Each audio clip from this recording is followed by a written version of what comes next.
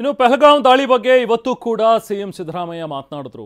ಉಗ್ರರ ದಾಳಿಯಲ್ಲಿ ಮಂಜುನಾಥ್ ರಾವ್, ಭರತ್ ಭೂಷಣ್ ಸೇರಿ 26 ಅಮಾಯಕರು ಮೃತಪಟ್ಟಿದ್ದಾರೆ. ಒಬ್ಬ ಸೆಕ್ಯೂರಿಟಿ ಇದ್ರ ಇದು ಸೆಕ್ಯೂರಿಟಿ ಫೇಲ್ಯೂರ್ ಅಲ್ವಾ? ಇದು ಪ್ರಧಾನಿ ಮೋದಿ, ಕೇಂದ್ರ ಸಚಿವ ಅಮಿತ್ ಶಾ ಅವರ ವೈಫಲ್ಯ ಅಲ್ವಾ ಅಂತ ಪ್ರಶ್ನಿಸಿದ್ದಾರೆ. ಯುದ್ಧ ಮಾಡುವ ಅನಿವಾರ್ಯತೆ ಬಂದರೆ ಯುದ್ಧಕ್ಕೆ ನಾವು ಸದಾ ಸಿದ್ಧ ಅಂತನೂ ಕೂಡ ಕುಡುಕಿದ್ರು. ಮಂಜುನಾಥ್ ರಾವ್, ಭರತ್ ಭೂಷಣ್, ಮಧುಸೂದನ್ ರಾವ್, ಇವರು 3 ಜನ ಕರ್ನಾಟಕದವರು. ಇವರನ್ನ ಉಗ್ರರು ಕೊಲೆ ಮಾಡಿದ್ರು. ಆ ಕೊಲೆ ಮಾಡಿದಂಥ ಸಂದರ್ಭದಲ್ಲಿ ಒಬ್ಬ ಪೊಲೀಸ್ನವನು ಇರಲಿಲ್ಲ, ಅಲ್ಲಿ ಒಬ್ಬ ಇಂಡಿಯನ್ ಆರ್ಮಿಯವರು ಇರಲಿಲ್ಲ. ಇದು ಸೆಕ್ಯೂರಿಟಿ ಫೇಲ್ಯೂರ್ ಅಲ್ವಾ? ಸೆಕ್ಯೂರಿಟಿ ಫೇಲ್ಯೂರ್ ಅಲ್ವಾ?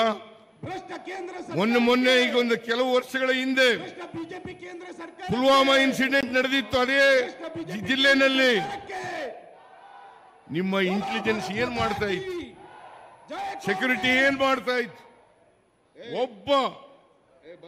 ಒಬ್ಬ ಪೊಲೀಸ್ನವನಿರಲಿಲ್ಲ, ಒಬ್ಬ ಮಿಲಿಟರಿಯವನಿರಲಿಲ್ಲ.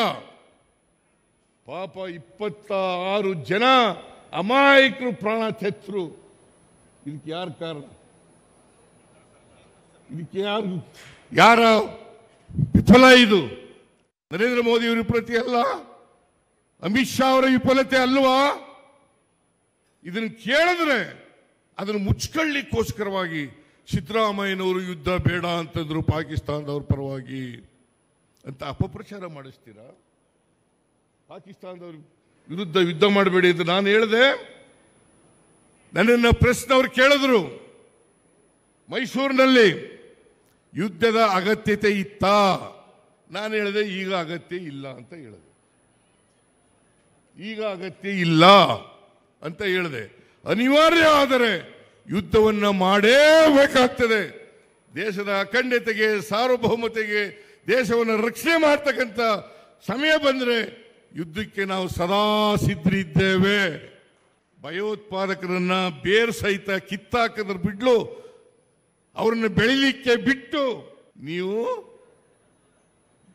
ಸೆಕ್ಯೂರಿಟಿಯನ್ನ, ಭದ್ರತೆಯನ್ನ ಎಲ್ರಿಗೂ ಕೊಡೋದು ಬಿಟ್ಟು ಇವತ್ತು ಅದನ್ನು ಮುಚ್ಕೊಳ್ಳಿಕ್ಕೋಸ್ಕರ, ನಿಮ್ಮ ವೈಫಲ್ಯವನ್ನು ಮುಚ್ಕೊಳ್ಳಿಕ್ಕೋಸ್ಕರವಾಗಿ ನನ್ನ ಮೇಲೆ ಗೂಬೆ ಕುಳಿಸ್ತಕ್ಕಂಥ ಪ್ರಯತ್ನವನ್ನ ಬಿಜೆಪಿಯವರು ಮಾಡ್ತಾ ಇದ್ದಾರೆ.